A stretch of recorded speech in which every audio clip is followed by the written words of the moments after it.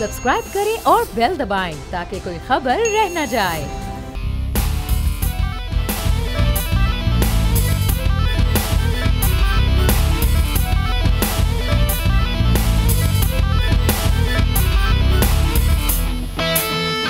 अस्सलामुअलैकुम। एक लगारी सब पे भारी में खुश आमदीद। मैं हूँ महविश अनस और प्रोग्राम में हमेशा की तरह मेरे साथ मौजूद है बोल न्यूज़ के एडिटर इन चीफ नज़ीर लगारी साहब। अस्सलामुअलैकुम लगारी साहब। जी वालेकुम सलाम। नाज़रीन, इक़्तिदार में आने से पहले और इक़्तिदार में आने के बाद मुख्तलिफ जो सियासी रहनुमाओं के लीडर्स होते हैं उनके बयानात में हम देखते हैं कि बहुत ज़्यादा तज़ाद नज़र आता है। इक़्तिदार में आने से पहले जो वादे और बातें की जाती हैं वो इक़्तिदार में आने के बाद अक्सर मुख्तलिफ हो जाती हैं और अपनी नाअहली का सारा इल्ज़ाम गुज़िश्ता हुकूमतों की कारकर्दगी पर डाल दिया जाता है। लेकिन दिलचस्प सूरत हाल उस वक्त पैदा होती है जब किसी नए प्रोग्राम की इफ्तिताही तकरीब के मौके पर मुख्तलिफ सियासी रहनुमाओं के जो सियासी रहनुमा हैं वो जब तकरीरें करते हैं उनके जो जुमले हैं वो एक जैसे हो जाते हैं। इसी तरह का एक क्लिप हम आपको भी दिखाते हैं जिसमें मुख्तलिफ सियासी रहनुमा हैं लेकिन उनकी तकारीर के जो जुमले हैं वो बिल्कुल एक जैसे हैं। एक जैसी तकारीर, एक जैसे बयानात। लगारी साहब, दोनों जमातों के बयानात सिर्फ और सिर्फ नौजवानों की तवज्जो मबसूल कराने के लिए हैं। उनकी तवज्जो हासिल करके क्या कर लेना? मज़ा का खैर सूरत हाल है। आपने देखा है कि परवेज़ रशीद साहब गुज़श्ता कई बरसों से हम देखते हैं परवेज़ रशीद साहब, और उससे पहले जब फिरदौस आशिक अमान थी उसके बाद परवेज़ रशीद साहब, फिर उसके बाद मरियम औरंगज़ेब साहिबा, फिर दोबारा मरियम औरंगज़ेब साहिबा, उसके बाद जो हैं आए फवाद चौधरी साहब, अब फिर डॉक्टर फिरदौस आशिक अमान साहब।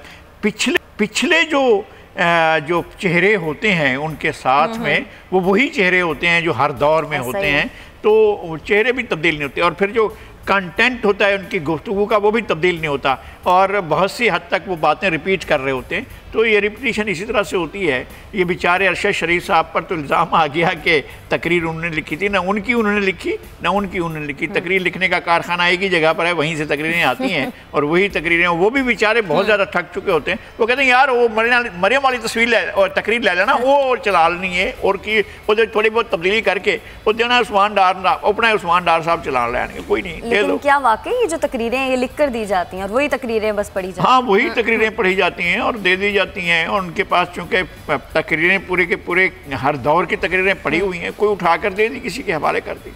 अच्छा, लेकिन लगारी साहब, जो दावे तहरीक इंसाफ के हैं वही दावे मुस्लिम लीग नून के भी थे, लेकिन दोनों की हिकमत अमली में आपको क्या फ़र्क नज़र आया? हमारे जैसे मुल्कों में जो तीसरी दुनिया के एक ज़माने की इस्तिलाह थी तीसरी दुनिया, जो हम पसमानदा, गरीब, पावर्टी का शिकार और नेगलेक्ट किए हुए मुआशरे हैं, जो हमारी हुक्मरान अशराफिया की शाह खर्चियों के नतीजे में गुर्बत को बढ़ाने का सबब बनते हैं, उन मुआशरों के अंदर हुक्मरानों की ज़ुबान एक होती है, तर्ज़ अमल एक होता है, तर्ज़ गुफ्तगू एक होता है और उनका रवैया भी एक जैसा होता है और पॉलिसियाँ भी किसी एक फैक्ट्री में होती हैं और वो बेचारे एक दूसरे को कठपुतलियाँ कहते रहते हैं मगर असल में होते कठपुतलियाँ ही हैं बेचारे, पता नहीं किसकी होती हैं। सही। नाज़रीन, आपको बताएं कि मुस्लिम लीग नून के रहनुमाओं का लबो लहजा नारे के बारे में हमेशा से ही तल्ख रहा है। पहले सिर्फ मरियम नवाज साहिबा नैब के इदारे को बाज रहने का कहती थी कि इंतकामी कार्रवाई से बाज रहें, लेकिन अब हम देख रहे हैं कि उनके जो भाई हैं उनका लबो लहजा भी यही हो गया है। इस हवाले से भी आपको क्लिप दिखा दूं। मफरूर हुसैन नवाज भी अब मरियम नवाज साहिबा के लहजे में चेयरमैन नैब को धमकाने लगे हैं। लगारी साहब, कुछ रोज़ पहले कैप्टन सफदर ने भी ये बात कही थी कि अब हुसैन नवाज साहब भी पार्टी के मामलात के बारे में अपडेट रखेंगे, तो क्या ये समझा जाए कि अब हुसैन नवाज साहब भी पार्टी के मामलात में इन हो रहे हैं? अभी तो यही लग रहा है, बज़ाहिर तो नज़र यही आ रहा है। वो कहते हैं अदालती ज़ुबान में बादियो नज़र में, तो बादियो नज़र में तो यही है कि हुसैन नवाज ने ट्वीट करना शुरू कर दिया है, इसलिए कि अब ट्वीट के एतबार के लिए नाम के साथ नवाज़ होना ज़रूरी है, चाहे वो नवाज़ शरीफ हो, मरियम नवाज़ हो, हुसैन नवाज़ हो या हसन नवाज़ हो और बच्ची हैं उसके बाद जो है अस्मा नवाज़ हो, जो भी हूँ नवाज़ साथ में होना ज़रूरी है और उससे जो फॉलोइंग है वो उनका एतबार और वो बढ़ता है। शरीफ में शाबाश शरीफ है, फिर और शरीफ, फिर और शरीफ, तो लोग डगमगा ना जाएं कहीं कुछ और ना हो जाए। लेकिन लगारी साहब, क्या किसी भी हुकूमती इदारे के सरबरा को इस तरह से बराह रास्त धमकी देना किसी भी सियासी पार्टी के रहनुमा को ज़ेब देता है? मुल्की इदारों के सरबराहों को भी हर क्वेश्चन से मावरा نہیں ہونا چاہیے. ملک کے اداروں کو بھی اس طرح سے نہیں ہونا چاہیے کہ لوگ سوال کریں اور لوگ ان کی انٹیگریٹی کے بارے میں، ان کی استقامت کے بارے میں، ان کی پاک دامنی کے بارے میں لوگ سوال اٹھائیں. تو اگر سوال پیدا ہوں گے تو سوال اٹھائیں گے، چاہے وہ سوال کوئی اینکر اٹھا رہا ہو، کوئی تجزیہ کار اٹھا رہا ہو، کوئی سیاستدان اٹھا رہا ہو، کوئی مفرور اٹھا رہا ہو، کوئی مجبور اٹھا رہا ہو، کوئی مقہور اٹھا رہا ہو، کوئی بھی اٹھا رہا ہو، لیکن سوال تو اٹھے گا. اگر چیئرمین نیب کے کسی بھی عمل کے خلاف سوال اٹھے گا تو ظاہر ہے کوئی بھی اٹھائے گا. لیکن لغاری صاحب، کیا یہ دھمکی ان کے اپنے خلاف جو مقدمات ہیں ان کو مزید کمزور نہیں کر دے گی؟ دھمکیاں کب کسی کو کمزور کرتی ہیں؟ لوگوں کے اپنے افعال، اپنے اعمال ہی کمزور کرتے ہیں. حسین نواز کو کوئی چیز کمزور کرے گی تو ان کا اپنا عمل ہوگا، اور چیئرمین نیب کو جو چیز کمزور کرے گی ان کا اپنا عمل ہوگا، وہ چیزیں ہوں گی. ایسا نہیں ہے کہ روز حساب نہیں ہوتا، انسان کی زندگی میں بھی آتا ہے، انسان کی زندگی کے بعد بھی آتا ہے، اور شاید قبر میں بھی آتا ہے، اور قبر کے بعد حشر میں بھی ہوتا ہے. لیکن زندگی میں بھی چیزیں سامنے آتی ہیں، اور بہت سی چیزیں بہت سے لوگوں کے سامنے آئی ہیں، اور چیئرمین نیب بھی اس سے مبرہ نہیں ہے، اس سے ماورہ نہیں ہے. لیکن لغاری صاحب، کیا لگتا ہے حسین نواز صاحب پاکستان واپس آئیں گے؟ اگر انہوں نے پارٹی کے معاملات کے بارے میں صرف اپڈیٹ ہی رکھنی ہے تو پھر تو وہ وہاں پر بیٹھ کے بھی اپڈیٹ رکھ سکتے ہیں. ابھی تک تو ظاہر ہے یہی کریں گے کہ وہ وہیں بیٹھ کر ٹویٹ کے ذریعے، اب ہمارے یہاں بہت سے ادارے ٹویٹ کے ذریعے چلائے جا رہے ہیں، حکومتیں ٹویٹ کے ذریعے چلائی جا رہی ہیں، مختلف وزارتیں ٹویٹ کے ذریعے چلا رہی ہیں. وزارت عظمیٰ بھی، اس کا بھی بڑا زور ہوتا ہے ٹویٹ کے اوپر. تو ٹویٹ اب ایک چیز ہو گئی ہے. جناب ڈونالڈ ٹرمپ ٹویٹ کرتے ہیں، اور بہت سے بڑے صاحب اقتدار اور جبہ و دستار والے بھی ٹویٹ کرتے ہیں. تو ٹویٹ کرنا کوئی ایسی بات نہیں ہے. حسین نواز وہاں سے بھی بیٹھ کر لیں گے ٹویٹ، تو کوئی بات نہیں ہے. اور اگر ایسے حالات پیدا ہو گئے تو حسین نواز یہاں بھی آ سکتے ہیں. لیکن وہ تو مفرور ہیں. ٹھیک ہے، ہم اپنے اگلے کلپ کی جانب ناظرین بڑھیں. مولانا فضل الرحمان صاحب کے آزادی مارچ کے حوالے سے بات کریں گے. آزادی مارچ کی تاریخ جیسے جیسے قریب آتی جا رہی ہے، ہم دیکھ رہے ہیں کہ ویسے ویسے سیاسی ماحول بھی خاصا گرم نظر آ رہا ہے. حکومت کافی کوشش کر رہی ہے کہ مولانا کو آزادی مارچ سے روکا جائے، لیکن ہم دیکھ رہے ہیں کہ مولانا کسی بھی صورت پیچھے ہٹنے کو تیار نہیں ہے. اس حوالے سے بھی آپ کو کلپ دکھا دیں. ناظرین، گفتگو آپ نے سنی. لغاری صاحب، JUIF کی طرف سے دھرنے میں 15 لاکھ افراد لانے کا جو دعویٰ ہے، آپ کے خیال میں سچ ہو پائے گا؟ اب دیکھیں، اگر حکومت روکتی ہے تو، اگر حکومت نہیں روکتی ہے تو جمعیت علماء اسلام کے لوگ سڑکوں پر آئیں گے. اگر کیلکولیشن یہ ہے تو اس کیلکولیشن کے پیچھے ایک پس منظر بھی ہے. سکھر کا آپ جو ریلی ہوئی تھی وہ دیکھیں، ڈرا اسماعیل خان کی ریلی دیکھیں، آپ مظفر گڑھ کی ریلی دیکھیں، اب سرگودا کی، مردان کی، پشاور کی، کوئٹہ کی ریلیاں دیکھ لیں. آپ کو اندازہ ہوگا کہ ڈرون کیمرہ یوں چل رہا ہے اور منٹوں تک چلتا رہتا ہے، اور کلومیٹرز پر چلتا جاتا ہے، اور وہ ہجوم ختم ہونے میں نہیں آتا ہے. تو ہجوم تو تھا ان ریلیوں کے اندر. کیا ان لوگوں کو آپ آنے سے روک لیں گے اور کہیں گے کہ جناب آپ کے لیے ہم نے پابندی لگا دی؟ اچھا، پابندی کا انہوں نے نہیں سوچا ہوگا، ان کو پتہ نہیں ہوگا جمعیت علماء اسلام کو کہ یہاں پابندی بھی لگ سکتی ہے، رکاوٹیں بھی آ سکتی ہیں، اور راستے بھی بند کیے جا سکتے ہیں، درخت بھی لگائے جا سکتے ہیں اکھاڑ کر سڑکوں کے اوپر. حکومتیں کیا نہیں کرتی ہیں وہ سب کچھ کہہ سکتے ہیں. اس کے باوجود بھی انہوں نے اپنے اندازے قائم کیے ہیں، اور انہوں نے متبادل راستے بھی اختیار کیے ہیں، اور انہوں نے سبسٹیوٹ سوچا ہوا ہے. ایسا نہیں ہے کہ ان کے ذہن میں نہیں ہے سوچا ہوا، انہوں نے یہ ساری چیزیں سوچی ہوئی ہیں. انہیں پتہ ہے کہ دریا کیسے عبور کرنا ہے، انہیں پتہ ہے کہ رکاوٹیں کیسے دور کرنی ہے، انہیں پتہ ہے کہ کس طرح سے آگے بڑھنا ہے. میرے خیال میں یہ ساری چیزیں ہیں، اور ایک بہت بڑا اجتماع جو ہوگا وہ اسلام آباد میں ہوگا. میں تعداد کی اور گنتی کے چکر میں نہیں پڑتا. میں سمجھتا ہوں کہ لوگوں کا ایک بڑا ہجوم ہوگا جو اسلام آباد میں، اور جن شہروں میں سے نکلے گا وہ شہر بھی ایک بڑے اجتماع کی صورت میں آگے بڑھیں گے. یہ ہوگا. لیکن لغاری صاحب، سندھ سے 4 لاکھ افراد نہ لانے پر واقعی اگلے ہونے والے انتخاب میں راشد محمود سومرو صاحب حصہ نہیں لیں گے؟ نہیں، یہ خیر انہوں نے پتہ نہیں کیا لکھا ہے کیا نہیں لکھا ہے، میں نے نہیں دیکھا ہے. 4 لاکھ آدمی یہاں سے لے کر جانا، تو یہ تو ان کے اوپر ڈیپینڈ کرتا ہے اور ان کی تیاریوں پر. مجھے یہ پتہ ہے راشد محمود سومرو صاحب اور قاری عثمان صاحب جو تھوڑی دیر میں ہمیں جوائن کریں گے، انہوں نے وہ گئے ہیں वो छोटे छोटे शहरों में गए, बड़े बड़े शहरों में गए, और उन्हें जहाँ भी गए मैं समझता था कि यहाँ इस शहर में तो 500 से बड़ा इज्तिमा हो ही नहीं सकता, लेकिन हज़ारों का इज्तिमा हुआ।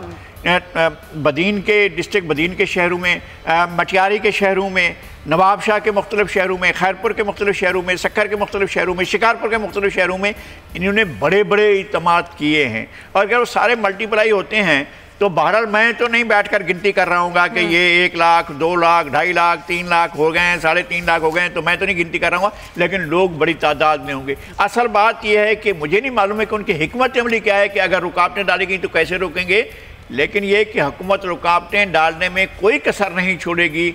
अब आगे इनकी हिकमत अमली क्या होगी कि किस तरह से पहुँचते हैं, या अगर फौरी तौर पर हिकमत अमली तब्दील की जाती है तो हुकूमत ने तो शायद उसका सोचा भी नहीं होगा कि तमाम शहरों के अंदर अगर एक इस्लामाबाद के बजाय 50 शहरों में धरने हो गए तो फिर या 100 शहरों में धरने हो गए और सब कुछ स्टिल हो गया, बंद हो गया, तो फिर क्या होगा? लेकिन लगारी साहब, क्या मुस्लिम लीग नून की शिरकत मौलाना के धरने को और ज़्यादा वुसअत देगी? क्योंकि इस क्लिप में उन्होंने ये भी कहा है कि फिर तो तादाद डबल हो जाएगी। नहीं, वो एक तो ये कि जाएंगे, इसलिए कि नवाज शरीफ साहब की हिदायत है जी, और सफदर कैप्टन सफदर साहब जो हैं वो जाकर उन्होंने यकीन दहानी कराई है, और पीपल्स पार्टी भी जाएगी, ऐसा नहीं है कि पीपल्स पार्टी नहीं जाएगी, वो भी जाएंगे। लाड़काना के शिकस्त में JUI का और ख़ास तौर पर खालिद अपना राशिद महमूद सुमरो साहब का बड़ा हाथ है, और उनके भाई ने तो अपनी पूरी UC वहाँ से जितवाया है। तो ये उसके बावजूद पीपल्स पार्टी भी अपना शो दिखाएगी, करेगी, वो JUI के साथ आगे बढ़ेगी। ठीक है नाज़रीन, मौलाना के धरने के हवाले से हम अपने अगले सेगमेंट में भी बात करेंगे। जो रहनुमा कारी उस्मान साहब हमें ज्वाइन करेंगे स्टूडियो में, उनसे इस बारे में मजीद बात करेंगे कि उनकी हिकमत अमली क्या है। लेकिन अभी हम एक और अहम मामले की बात करते हैं जो कि ट्विटर पर भी टॉप ट्रेंड बना हुआ है और सोशल मीडिया पर भी टॉप ट्रेंड बना हुआ है। श्रीलंका की नातजुर्बाकार टीम के हाथों अजियतनाक शिकस्त के बाद कप्तान सरफराज अहमद, जो कि अब कप्तान नहीं रहे, उनको कप्तानी से हटा दिया गया है। इस हवाले से आपको क्लिप दिखाते हैं, फिर इस बारे में बात करेंगे। सोशल मीडिया पर भी लोगों के यही तासुरात हैं कि PCB का ये फैसला समझ से बालातर है। लगारी साहब, चेयरमैन PCB एहसान मानी साहब जब खुद ये बात मान चुके थे कि कप्तान सरफराज अहमद की कप्तानी अच्छी थी, तो फिर अचानक इस तब्दीली की वजह क्या बनी? मेरे ख्याल है कि जब वर्ल्ड कप हो रहा था, जब आपने आखिरी बार जी एक सीनियर खिलाड़ी को हटाया और उस वक्त से जाहिर हो गया था कि टीम के अंदर सियासत हो रही है, और टीम के अंदर सियासत अंदर से नहीं हो रही है, बाहर से हो रही है, और बाहर से सियासत होती रहती है और पहले भी होती रही है। और इमरान खान के दौर में जो क्रिकेट को अच्छा कर सकते थे, उनके दौर में सियासत अरूज पर पहुंची है। उसका नतीजा ये निकला है कि सरफराज अहमद जैसे कप्तान को हटा दिया गया। सरफराज की इंटीग्रिटी, सरफराज का खेलना, सरफराज का खेल की जो एक बड़ी कमिटमेंट है, वो उससे कोई इनकार नहीं कर सकता। और सरफराज जो जिस तरह से निकल कर आए हैं, यानी कि बिल्कुल ग्राउंड से और लोअर लेवल से खेलते हुए जिस तरह से वो गए हैं, वो उनका ही बड़ा काम था। और आज़म खान जो हमारे क्रिकेट के बाबा आज़म हैं आजकल कराची के अंदर भी, और क्वेटा ग्लैडिएटर के मैनेजर हैं, उनको हमेशा फ़ख्र रहा है सरफराज के ऊपर।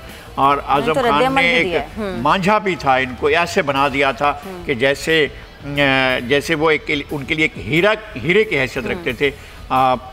उनके साथ ठीक नहीं हुआ, वो सियासत की नज़र हुए हैं, और सियासत के नज़र होकर उन्हें जो है हटाया गया है। आगे चलकर इसके क्या नतीजे निकलेंगे, मैं कहता हूँ 2 बड़े खिलाड़ियों को इन्होंने सेलेक्टर्स ने ज़ाय करने की कोशिश की है, दोनों को, बाबर आज़म को भी और अजहर को भी। अजहर एक बहुत अच्छे खिलाड़ी हैं और दोनों बहुत अच्छे खिलाड़ी हैं, कोई इनमें कोई यानी आप सवाल ही नहीं उठा सकते।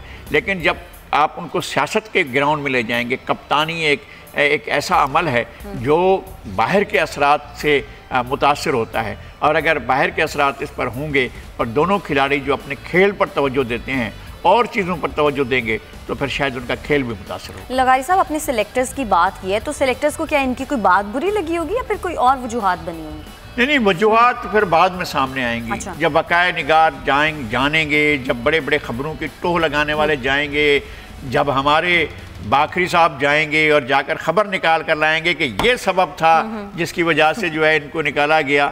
ایک وسیم باکری ہمارے بھی ہیں جو جا کر ایسی خبریں نکال کر لاتے ہیں, وہ نکال کر لائیں گے کہ جناب کپتان کے اوپر نزلہ کس کا گرا, کیوں گرا, کس لیے گرا, وہ ساری چیزیں سامنے آئیں. اچھا لگائی صاحب, اگلے سال T20 ورلڈ کپ بھی ہے اور 1 سال سے بھی کم ٹائم رہ گیا ہے. دنیا جہان کی جو کرکٹ ٹیمز ہیں وہ اس وقت پریکٹس کر رہی ہیں اور ہمارے ہاں کپتان تبدیل ہو رہا ہے, تو اس کا کیا اثر پڑے گا اگلے؟ میرے خیال میں یہ ہے ایک افسوسناک اور تکلیف دہ بات ہے. ٹیمیں منج رہی ہیں, ٹیمیں بڑی ٹیمیں بن رہی ہیں اور کرکٹ جو ہے تبدیل شدہ چیز ہے. ہم نئے سانچے کو پرانے ڈھانچے میں یا پرانے ڈھانچے میں نئے سانچے کو رکھ رہے ہیں تو وہ چیزیں رکھ نہیں پائیں گے ہم لوگ. اور ہمیں چاہیے ہے کہ ہم ٹیم کو ایک بہتر اس کے ساتھ حکمت عملی کا ساتھ لے کر آگے چلیں. اس طرح سے چیزیں نہیں ہوتی ہیں.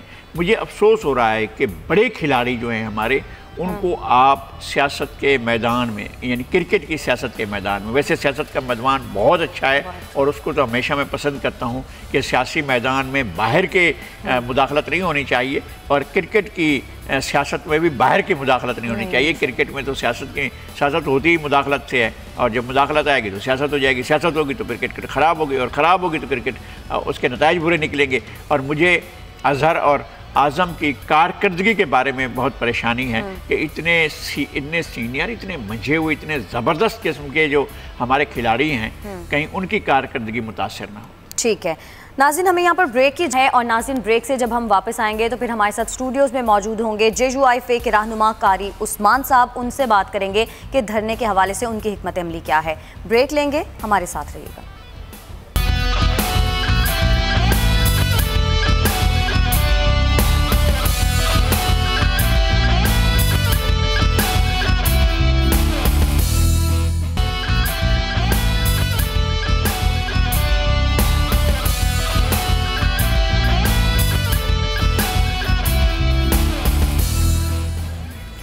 ویلکم بیک ناظرین. مولانا کے دھرنے اور آزادی مارچ کی تاریخ جیسے جیسے قریب آتی جا رہی ہے, ہم دیکھ رہے ہیں ویسے ویسے حکومت بوکھلاہٹ کا شکار ہوتی جا رہی ہے اور حکومت کی جو افراتفری ہے وہ بھی بڑھتی جا رہی ہے. حکومت کا یہ ماننا ہے کہ وہ اپوزیشن سے مذاکرات کرنے کے لیے تیار ہیں اور وہ ہر ممکن کوشش کریں گے کہ مولانا کو مارچ سے روکا جائے. لیکن ہم آپ کو ماضی کی تھوڑی سی یاد دلوانا چاہیں گے کہ جب پہلے عمران خان صاحب نے دھرنا دیا تو وہ اس وقت کیا کہا کرتے تھے اور اب دھرنے کے بارے میں ان کے کیا تاثرات ہیں. آپ کو دکھا دیں. کلپ آپ نے دیکھا اور اس وقت ساری صورتحال پر بات کرنے کے لیے اسٹوڈیوز میں ہمارے ساتھ موجود ہیں JUIFA کے رہنما قاری عثمان صاحب. السلام علیکم قاری صاحب. لگائی صاحب آپ بات کریں. تھینک یو جی. قاری صاحب, ابھی آپ سن رہے تھے بجلی کے بل نہ دیں, گیس کے بل نہ دیں, ٹیکس ادا نہ کریں, نافرمانی ہوگی, سول نافرمانی ہوگی. اب 2014 کے بعد 2019 میں ٹھیک 5 سال 5.5 سال کے بعد اب کریکٹر تبدیل ہو چکے ہیں. مقام وہی ہے, سب اسلام آباد کی طرف جائیں گے. آپ بھی جا رہے ہیں. آپ کیا بجلی کے بل ساتھ لے جائیں گے اور جلائیں گے؟ کیا آپ جو ہے انکار کریں گے کہ ہم ٹیکس نہیں دیں گے, ہم گیس کے بل نہیں دیں گے؟ کیا آپ سول نافرمانی کے لیے جا رہے ہیں؟ قاری صاحب پہلے تو اس بات کی وضاحت کر دیں. بسم اللہ الرحمن الرحیم. میں سب سے پہلے لغاری صاحب آپ کا اور آپ کے پوری ٹیم کا شکریہ ادا کرتا ہوں. دوسرے نمبر پر جو کچھ میں سن رہا تھا, افسوس کی بات یہ ہے کہ کچھ لوگ جب اپنا وقت بھول جاتے ہیں اور باتیں بھول جاتے ہیں تو پھر وہ یہی کچھ کرتے ہیں جو ابھی ہو رہا ہے. جو باتیں میں نے ابھی سنی ہیں اس سے بھی تھوڑا آگے چل کے آپ کے علم میں ہے کہ جب لاہور سے روانہ ہونے کے لیے تیاریاں پکڑ رہے تھے تو ہر ایک شہر کا نام لیتے ہوئے اور مکہ بنا کر اعلان کرتے تھے کہ کل میں نے فلاں شہر کو بند کرنا ہے, اگلے روز میں نے فلاں شہر کو بند کرنا ہے, اگلے دن میں نے فلاں شہر کو بند کرنا ہے, پھر میں نے اسلام آباد کو بند کرنا ہے, پھر کراچی کو بند کرنا ہے اور آخر میں پورے ملک کو جام کر کے دکھاؤں گا. ہم نے کبھی یہ نہیں کہا کہ ہم 27 اکتوبر سے جب روانہ ہوں گے تو کراچی کو بند کریں گے. ہم نے یہ نہیں کہا کہ ہم راستے میں حیدرآباد کو بند کریں گے.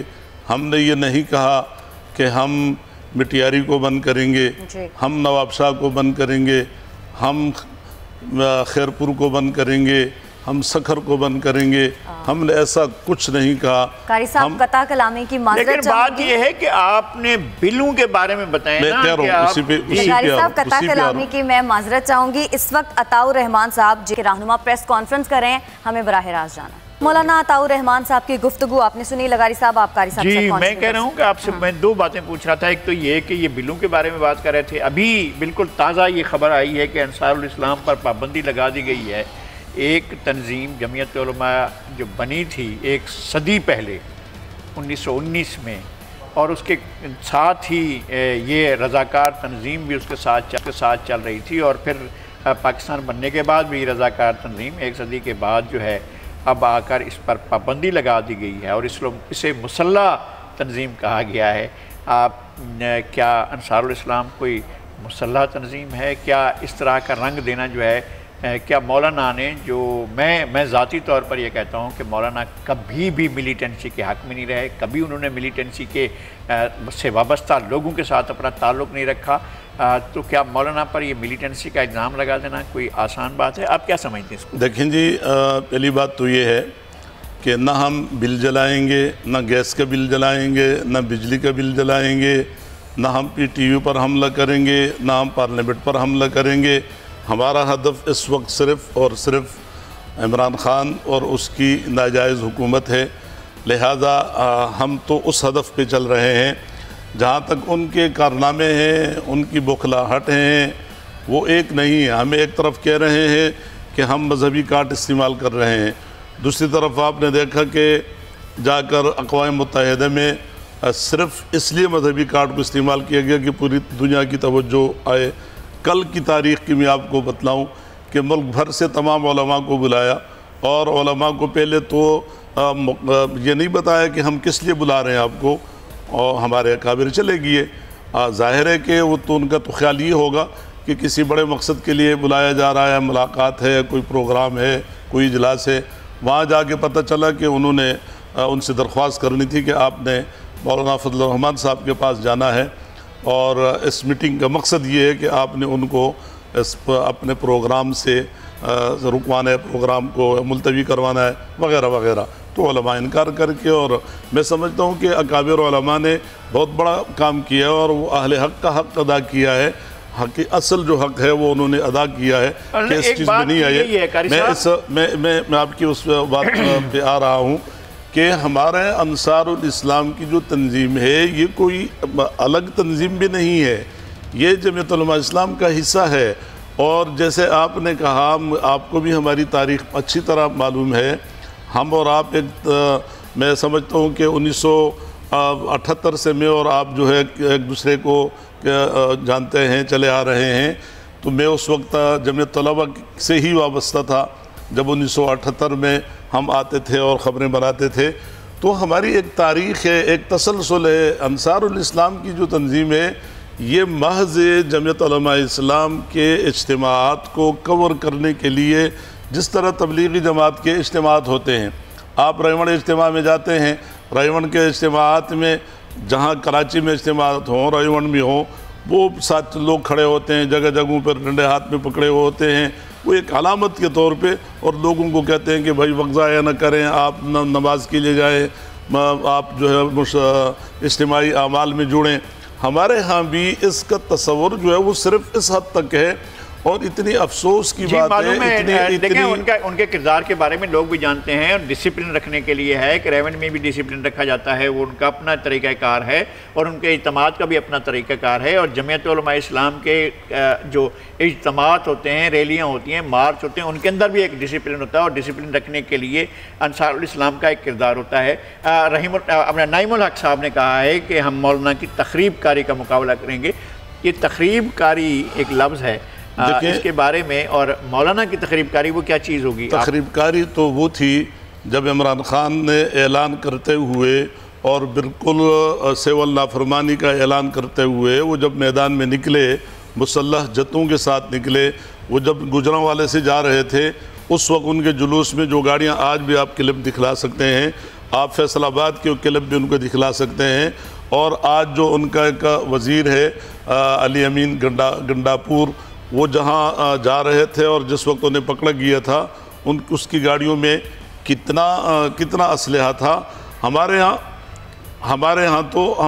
ہمارے لوگوں کے پاس، ہمارے انسانوں کے پاس ایک سوال آپ آخر میں، تک نہیں ہوتی ہے. ہمارا ایک بہت مختصر پروگرام ہے، آخری سوال یہ کر رہا ہوں کہ مولانا مفتی محمود نے 42 سال پہلے مطالبہ کیا تھا کہ وزیر اعظم بھٹو استعفیٰ دیں. آج مولانا فضل الرحمان مطالبہ کر رہے ہیں کہ وزیر اعظم عمران خان استعفیٰ دیں. صورتحال میں کیا فرق ہے اور آپ اس کو کیسے سمجھتے ہیں؟ دیکھیں، آج کے حالات میں ہم عمران خان کو اس ملک کے لیے سیکورٹی رکس سمجھتے ہیں.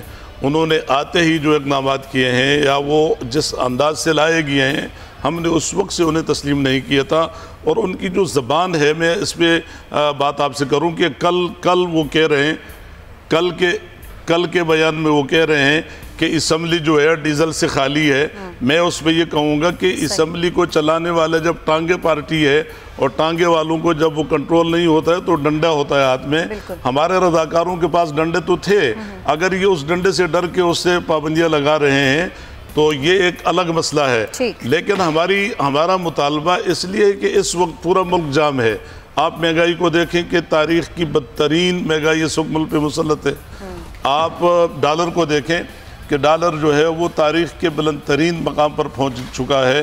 پھر آپ ملک کے اندرونی تمام حالات کو دیکھیں، غریب جو ہے وہ مہنگائی کے خلاف ہے، نان شبینوں کو ترس رہا ہے. ان حالات میں موجودہ حکومت کا ایک دن قائم رہنا جو ہے وہ تباہی کے سبب ہے. بالکل تباہی کے سبب ہے. اور ناظرین، اب پروگرام اختتام پر ہم آپ کو ایک انٹرسٹنگ سی ویڈیو دکھانا چاہیں گے. بھارتی ایک لڑکی ہے جو مودی کی ناانصافی سامنے لے آئی ہے اور سوشل میڈیا پر کافی زیادہ ہلچل مچی ہوئی ہے. اس ویڈیو کو لے کر آپ کو بھی دکھاتے ہیں. قاری صاحب، اب تو بھارت کے اندر سے بھی مودی کے ظلم کے خلاف آوازیں اٹھ رہی ہیں. دیکھیں یہ آواز ہے جو بھارت میں اٹھ رہی ہے، اور جس طرح سے مودی کو بے نقاب کیا جا رہا ہے، اس لڑکی کو ہم سلیوٹ کرتے ہیں. بالکل ٹھیک ہے ناظرین، پروگرام کا وقت بالکل ختم ہو گیا ہے. کل پھر سے آپ کی خدمت میں حاضر ہوں گے. تب تک کے لیے ہمیں اجازت دیجیے گا. اللہ نگہبان.